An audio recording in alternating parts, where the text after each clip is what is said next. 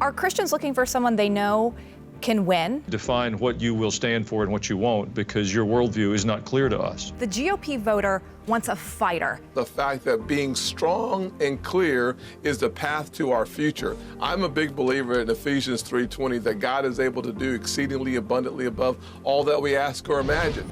As the 2024 campaign for the GOP presidential nomination heats up, we're hearing more about the candidates' personal ideals and what's driven them into politics. Some candidates are speaking openly about their faith. Candidate Vivek Ramaswamy has also been describing how he leans deeply into his Hindu faith.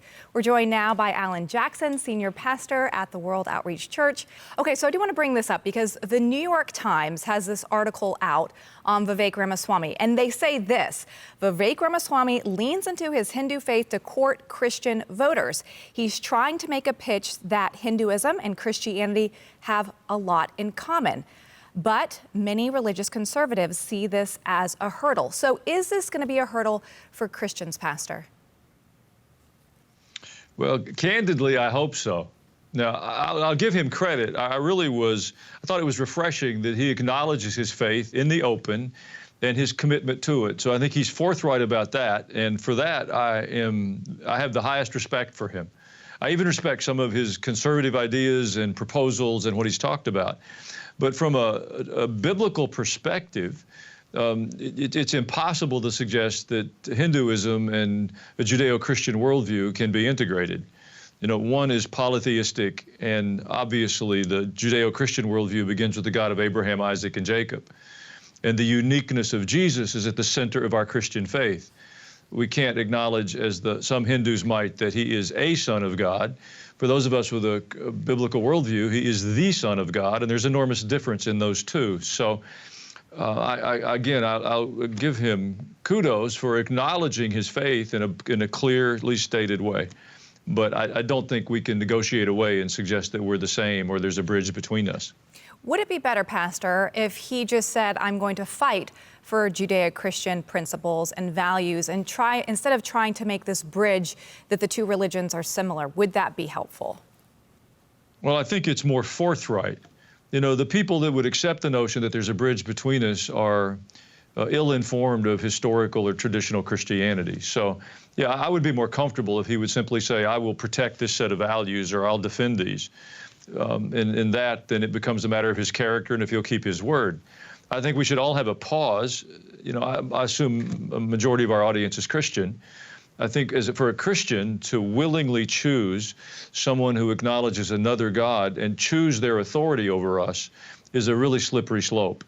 And I would go there with a great deal of caution and reluctance and hesitancy. You know, we can go all the way back to the Ten Commandments and we get some pretty clear guidance on no other gods. So I think if I were coaching him, I would say absolutely define what you will stand for and what you won't, because your worldview is not clear to us. But for the Christians, if I'm speaking to them, I don't think that's something we can negotiate away. Okay, so let's talk about what matters to evangelical voters as we go into this 2024 presidential. We've seen in the past that President Trump has won the evangelical vote. Are Christians looking for someone they know can win? Or is it more important for them to have someone they can morally align with, they feel like has the same set of principles that they actually practice, not just preach? Yes. I think the answer is absolutely, you know, we want both of those. And in that lies the dilemma. That and the deep mistrust of Washington, D.C. You know, I don't think we have to point at any singular candidate. We've seen a long list of candidates on both sides of the aisle proclaim their dedication to the Christian faith and then live in a very diverse set of ways. And so we have this desire to find somebody who will actually practice what they preach, the same desire we have when we look to leaders in the church or leaders anyplace else. And that's not easily aligned. And so it leaves us in a dilemma. You know, in Mr. Trump's case, I don't think prior to his ascendancy to the White House, he had necessarily lived with the idea of maintaining an evangelical perspective. But when he was in authority, he kept his word and did what he said he would do, which was refreshing and something we hadn't seen candidly with that degree of focus in a long time. But he's certainly been open to a lot of criticism because of previous life choices and So it's not an easy decision. But at the end of the day, I think the fruit of your life, what you do, is more important than who you've been. All of us are beneficiaries of the grace and mercy of God. I certainly know I am. Without that grace and mercy, I couldn't serve in the places I do today. And so I think we're willing to look at people with grace and mercy, but we need their current practice to be aligned with what they say they believe. With the first Republican debate in August fast approaching, the crowded field of contenders for the GOP nomination have been knocking on doors across New Hampshire, Iowa, and other early primary states. According to current polls, which aren't always particularly meaningful at such an early stage, former President Donald Trump is the clear frontrunner. Florida Governor Ron DeSantis is a distant second, and the other 12 candidates trail very far behind. But one of those candidates, South Carolina Senator Tim Scott, is showing real momentum. And Senator Scott joins us now. Senator, welcome to the show. It's an honor to have you tonight. Well, thank you, Lindsay, and thank you for what you do, and thank you for what TBN does as well. I started as a Christian on TBN, watching as a viewer in 1983, so God bless TBN. Well, thank you. It's great to have our brother in Christ here with us tonight. I do want to ask you this. Now that you're on the campaign trail talking to voters, what are you hearing that matters to them, and is it different than what you expected before you got on the trail? Well, Lindsay, one of the things I'm hearing very consistently on the campaign trail is the importance of the cultural issues that we see today that will define the future of America. Grievance and victimhood seems to be like quicksand in America.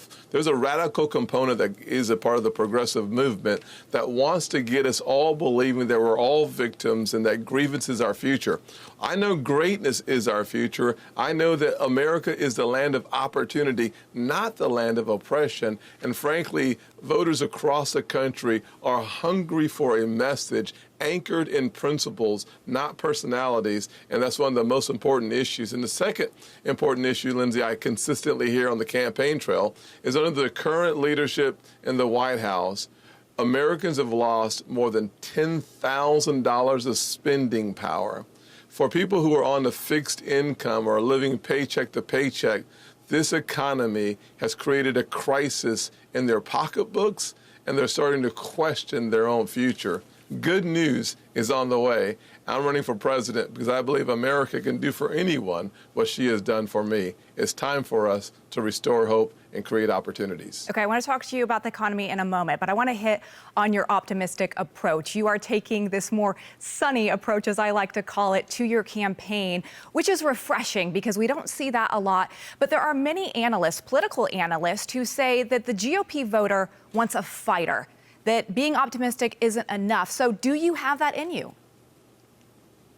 Of course, fighting is good, but winning is better. And the way you win is by understanding the biblical foundation of this nation and fighting to preserve and winning the battle over values. Here's what I consistently hear from people as I make my message clear to them. When I say, if you take out a loan, you pay it back. If you commit a violent crime, you go to jail. There is strength in the message, but I don't have to be angry and ugly about the fact that being strong and clear is the path to our future. I'm a big believer in Ephesians 3:20 that God is able to do exceedingly abundantly above all that we ask or imagine. I'm going to harness the power, the positive power of our foundation in a nation like this and use it for good. Okay, so let's go back to the economy now because you mentioned it. President Biden is out touting that what he calls a strong economy, now calling it Bidenomics, saying that it is under his leadership that there has been these successes, which he calls successes. What do you think that he is missing? Well, the truth, number one, I would simply say that President Biden should be on an apology tour for the American people, talking about the importance of changing what he's done in the past and creating a better path to the future. Under President Biden, we saw not only a loss of $10,000 of spending power, in addition to that, we've seen a 40% increase in our gas prices, 20% increase in our food, and more than $2,200 increase in the cost of electricity to keep our houses warm or cold. In addition to that, we have the fewest percentage of working age men even looking for work, and those folks are no longer counted in our unemployment numbers. We need a very different path to a better and brighter future. I'm running for president because I know how to turn the spigot off of the Biden spending and literally reduce our taxes so that the American people get to decide how to spend their money, not just a few people in Washington.